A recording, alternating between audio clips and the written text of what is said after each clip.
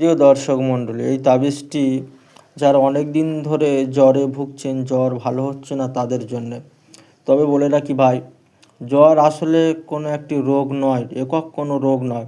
জ্বর আসলে হয় যখন শরীরে কোনো ভাইরাস বা সংক্রমণ থাকে, ব্যাকটেরিয়া থাকে, তার কারণে কিন্তু জ্বর আসে। সেই জন্যে জ্বর আসলে সর্বপ্রথম জ্বরের ট্যাবলেট খাওয়া, তারপরে জ্বর যদি না ভালো হয়, একের পর পর আসছে, এক সপ্তাহ হয়ে যাচ্ছে, সেক্ষেত্রে আপনি ডাক্তারের কাছে যাবেন, ডাক্তারের সাথে পরামর্শ করবেন।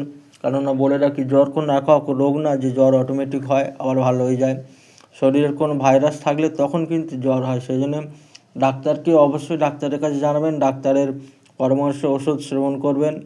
তার সাথে এই তাবিজটা আপনি ব্যবহার করতে পারেন। এই যে দেখতে পাচ্ছেন, এটা সূরা লাইলের নকশা ও তাবিজ। এই যে তাবিজটি সম্পূর্ণ লাল কালির পেনে সাদা পৃষ্ঠার ওপর লিখবেন।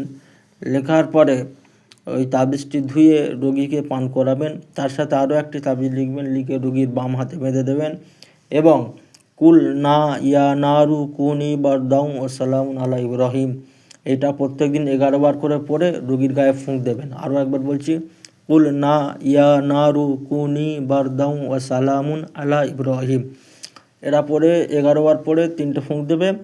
এবং তার সাথে এটাও পড়ে ফুঁক দিতে পারে, লা ইয়ারাউনা ফিহা শামসাও ওয়ালা জামহারিরা, লা ইয়ারাউনা ফিহা শামসাও ওয়ালা জামহারিরা, এটিও পড়ে রোগীর গায়ে ফুঁক দেবেন। ইনশাল্লাহ জ্বর ভালো হয়ে যাবে।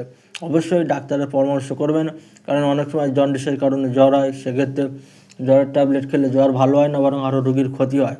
সেক্ষেত্রে অনেক দিন হয়ে গেলে ডাক্তারের পরামর্শ গ্রহণ করবেন, তার সাথেই তাবিজটি করবেন। ইনশাল্লাহ আপনি তাড়াতাড়ি সুস্থ হয়ে যাবেন।